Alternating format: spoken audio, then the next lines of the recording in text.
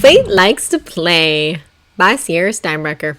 Chapter 42, Legal Matters. Hubert still couldn't quite get over his amazement at all of this.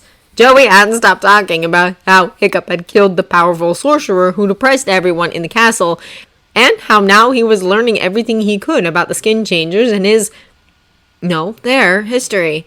Because Valka was Hubert's mother as well. He had a share in this crazy world, and he wasn't sure what to think about that. Did he have these shifting abilities too? And then there was the matter of succession. As the firstborn of Valka's sons, traditionally he would be the one to rule over this kingdom. But he already had a duty to his home, the world he grew up in, the place he'd been trained to govern. How did he suddenly transfer everything he'd been taught about how to govern one people to an entirely new culture?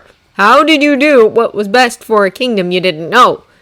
And it shocked him just how little he did know. He spent the first 6 years of his life with a mother who was part of this, and he never thought to ask about the rest of his family, his extended family.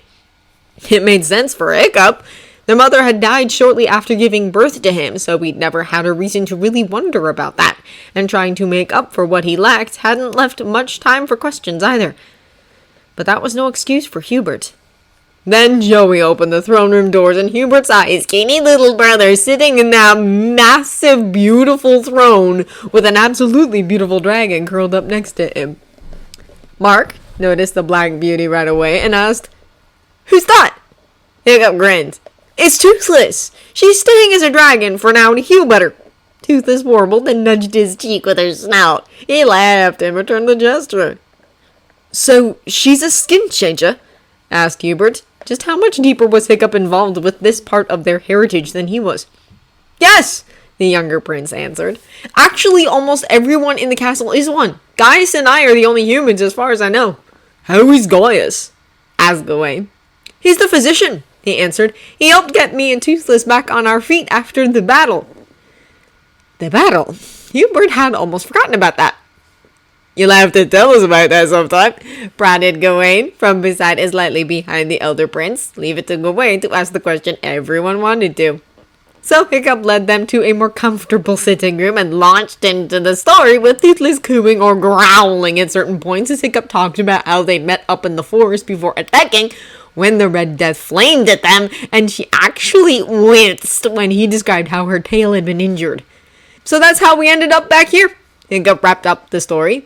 "I've been studying their culture, and it's absolutely fascinating. All the saddle designs and long-range weapons they developed, it's fantastic." Then he slumped back against his chair. "But I still haven't found anything that might help us with what to do next." "What do you mean?" asked Gawain. "Well, Princess Valka was the last royal this place had, and she had 3 children. Us." He gestured to Hubert and himself, and Hamish, of course. "But really, since Hubert's already in line for Dad's throne, it's really between me and Hamish. And as the next oldest, he should get the position, but..." Hubert saw the problem. "He wouldn't know how to rule this place, or its people." "Yes," Hiccup said, relieved. "And I don't want Toothless's people to be ruled by someone who doesn't understand them. So we're trying to find a way to bypass that rule. Do you know of anything?" The 3 ambassadors shook their heads. "Obligation wouldn't work. He'd have to be king first, and Sophia wouldn't let him give that up once he had the chance at it." Then the doors opened, and a shadow slipped into the room. Cloudjumper greeted the man, or rather, boy. He looked no older than Hiccup. "Windwalker, good to see you. Did you find anything?" The boy leaned towards the other man and whispered. Hiccup saw the curious stares of the others in the room. "Oh, this is our librarian, Windwalker. He likes to be addressed by the type of dragon he turns into, which is a Windwalker. Very high flyers, but gentle creatures. Much like him, actually." Windwalker blushed mildly at the praise and walked forward, handing a document to the prince. He thanked the shy youth and skimmed the document. Then he let out a triumphant yell. "Yes, this is just what we need!" "Well, what is it?" asked the other royal in the room. Hiccup grinned. "There's a lot of fancy language, but I'll read you the important part. It says that in order for the needs of all who reside in the kingdom to be properly considered, at least one of the rulers must be a skin changer. Hamish and Sophia are both human." "How do you know? If our mother was one, we might be too." Hamish really wanted to know. Was he going to be able to fly? The idea was tempting. Hiccup sighed. Believe me, I wanted to fly just as much. But skin changers attacked tons of dragons by the time they turn 7, and it doesn't stop until they've chosen a form. They're also rather undersized through their teen years, but that can happen to some half-skin changers too, so it isn't as accurate of an indicator. Although, he shrugged, at least I know why I'm so scrawny now. He laughed, but without much mirth. Hubert decided to move the conversation onto less volatile ground.